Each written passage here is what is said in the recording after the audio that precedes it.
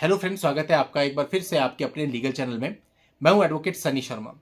दोस्तों, आज की इस वीडियो में जो हम बात करने वाले हैं रूट कॉज है सारी चीज़ों का, और इस रूट कॉज को अगर ख़त्म कर दिया जाए तो चीज़ें अपने आप ही ठीक हो सकती हैं। अब दोस्तों है क्या, देखो, मैरिज हो गई आपकी। मैरिज होते समय बहुत एक्साइटमेंट होती है। आपने देखा होगा लड़का लड़की दोनों बहुत सारी तैयारियां करते हैं, उसके बाद हनीमून बुक करते हैं, तमाम पैसा लगता है और बहुत सारे शौक होते हैं जिनको आदमी पूरा करता है। लेकिन इतने सारे पैसे लगाने के बाद सिर्फ लड़के के ही नहीं, उसके परिवार वालों के, सिर्फ लड़की के ही नहीं, उसके परिवार वालों के सपने भी इस मैरिज से जुड़े हुए होते हैं। और जब ये मैरिज हो जाती है, मैरिज होने के बाद अगर 10 दिन के बाद ही या 15 दिन के बाद या महीने भर बाद ही कुछ चीजें खटपट होने लगे तो इससे दोनों पक्षकारों को तकलीफ होनी चाहिए। ये आइडियल बता रहा हूं, लेकिन आज के समय पे क्या होता है देखा ये जा रहा है, क्योंकि जो हमारे पास मामले आते हैं उनके आधार पर मैं आपको बता रहा हूं। अभी रिसेंट एक मुंबई का मामला मेरे पास आया, उसमें काफी लंबी मैरिज थी, 10 साल की। ऐसा कुछ हो गया, लड़के के परिवार वालों ने लड़की के परिवार वालों से बात करी तो लड़की के परिवार वालों ने आगे से एक बार भी ये नहीं कहा हाँ मैरिज टूट रही है। मतलब झटका लगता है ना, आदमी उसको संभालने की कोशिश करता है। उन्होंने जब ये पता चला कि विवाद हो रहा है, सीधा ये बोला हमारे तो इतने पैसे खराब हो गए, यानी सीधा ही पैसे पे आ गए। यानी इस बात की कोई चिंता नहीं कि रिश्ता खराब हो रहा है। तो दोस्तों, इस प्रकार की सोच अगर हम रखेंगे अपने बच्चों के लिए, आप क्या समझते हैं कि वो जो बच्चे हैं जिनकी आपने शादी कर दी और उसके बाद आप ही शय दे रहे हैं, कई बार होता है 15 दिन के बाद लड़की कॉल करती है मुझे प्रॉब्लम हो रही है, तो माँ बाप प्रॉब्लम के रूट कॉज में नहीं जाते, बल्कि कहते अच्छा इसकी तो मैं ऐसी तैसी कर दूंगा, इसकी तो मैं बजा दूंगा, इसको तो मैं देख लूंगा। ये सारी चीजें होती है और तैश में जाकर के लड़की को अपने घर पे ले आते हैं। इसकी बजाय ये भी हो सकता था कि आप वहां जाते, जानते क्या हुआ, जो आपकी लड़की बता रही है क्या वो 100% सही है या उसके पीछे और भी कुछ कहानी घटित हुई है। दोनों पक्षकारों की बात सुनते, एक निष्कर्ष पे पहुंचते कि गलती किसकी है, और जिसकी गलती होती उसको समझा के आते और कहते कि साहब शादी कोई खेल नहीं है कि आपने अभी करी है, अभी तोड़ देंगे फिर दोबारा करेंगे। लेकिन इसके बजाय आपका जो रिएक्शन होता है वो गलत था, और इस रिएक्शन से कहीं ना कहीं जानबूझ के नहीं पर अनजाने में आप अपने स्वयं के बच्चे के साथ गलत कर रहे हैं। अब ऐसे एक नहीं, हमारे पास तमाम एग्जाम्पल्स है जिनके अंदर माता पिता इसी प्रकार से अपनी बेटी को ले आए। और इशू ऐसा नहीं था कि कोई पति मार रहा था, पीट रहा था, दहेज मांग रहा था, कुछ नहीं, नथिंग। बहुत छोटी छोटी बातें, एडजस्टिंग पे बातें। तुम एसी तेज क्यों चला रहे हो, तुमने कपड़ा यहाँ क्यों रख दिया, टॉवल वहां टांगना चाहिए था। छोटी छोटी बातें जो कि डिफरेंस होते हैं जब दो लोग आपस में मिलते हैं, डेफिनेटली उनके बीच में डिफरेंस होते हैं और उन डिफरेंस को दोनों लोगों को पचाना पड़ता है, दोनों को एडजस्ट करना पड़ता है। कोई एक नहीं, दोनों एडजस्ट करेंगे। और अगर आप एडजस्टमेंट नहीं करते और एडजस्टमेंट करने की जगह आप अपने माता पिता को फोन कर देते हो कि लोग मुझे परेशान कर रहे हैं, और माता पिता केवल इन्हीं बातों पर ले जाते हैं। ऐसे कई सारे मामले हैं जहां अगर हम आपको इशू बताने लगे रूट कॉज क्या थी तो आपको लगेगा यार ये क्या कारण हुआ, कोई कारण ही नहीं है। मतलब बहुत एक छोटी सी बात, उसको एडजस्ट नहीं किया, उसी वजह से वो लेकर के चले गए। अब वहां लेकर के गए, वहां भाई भी था लड़की का, भाई की शादी कराई, भाभी आई, भाभी को अब वो ननद खटक रही है जो शादीशुदा होने के बावजूद अपने मायके में बैठी है, और अगर उसके साथ बच्चे हैं तो बच्चे और ज्यादा खटक रहे हैं। क्योंकि भैया दुनिया तो सेम है ना, जैसा बोओगे वैसा काटोगे, वो वाली बात होती है। फिर भाभी ने 498 का केस कर दिया, उसमें ननद का भी नाम डाल दिया, और कई बार तो ननद के बच्चों तक का नाम डाल दिया।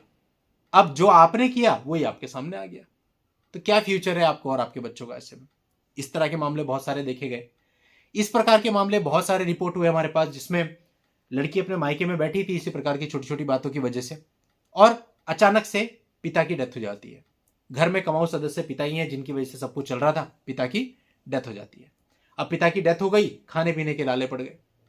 अब वही लड़की जिसको सब कुछ बहुत आराम से मिल रहा था, वही लड़की को अब काम करने जाना पड़ा।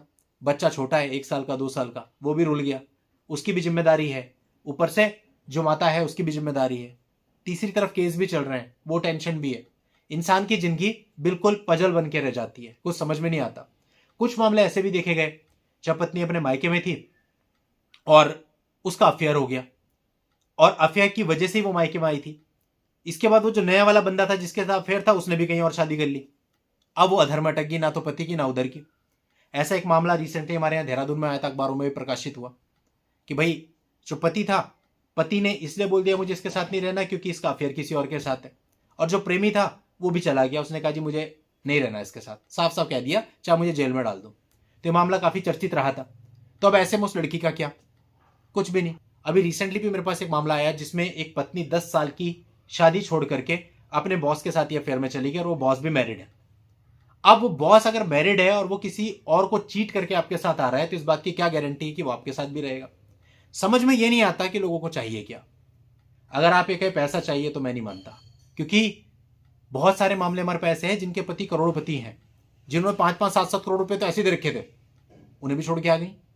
तो कुल मिला के अगर ओवरऑल आप देखोगे तो समझ में नहीं आता कि चाहिए क्या। ये सिर्फ मेंटेलिटी है, सोच खराब है, उसी की वजह से सब कुछ गड़बड़ हो रहा है। सोच को परफेक्ट करना चाहिए। आप जिस भी धर्म से बिलोंग करते हैं, अपने जो ग्रंथ पोथियां हैं उन्हीं को उठा के देख लेना, उनमें क्या लिखा है। हक की खाओ। कोई कहता है कि दूसरे की खाओ, हक की खाओ। चिटिंग मत करो, बांट के खाओ।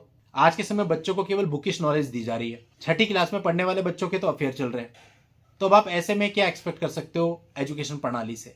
10th और 12th तक तो बच्चे पैदा कर दे रहे हैं। ऐसे कितने मामले आ गए। स्कूल्स के अंदर एक कांड हुआ था हमारे शहर में, वो प्रकाशित हुआ था। तो ऐसे सिस्टम की शिक्षा आपको क्या देगी, यही देगी।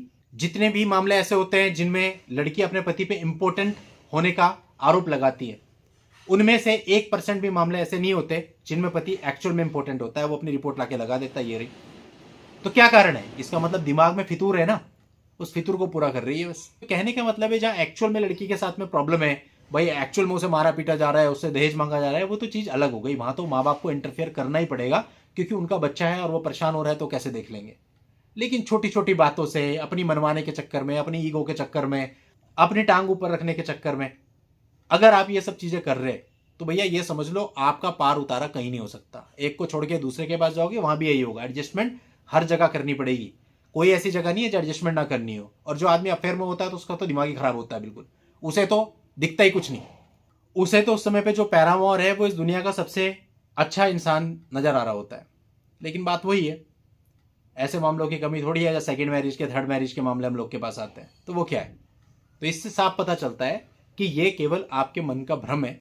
तो इसलिए दोस्तों बहुत सिंपल सी बात है, कंक्लूसिव बात यह है कि जो कुछ भी आज के समय पे हो रहा है ईगो के वश हो रहा है और छोटी छोटी चीजों की वजह से हो रहा है। क्योंकि दोनों में से कोई भी पार्टी आज के समय एडजस्ट करने को रेडी नहीं है।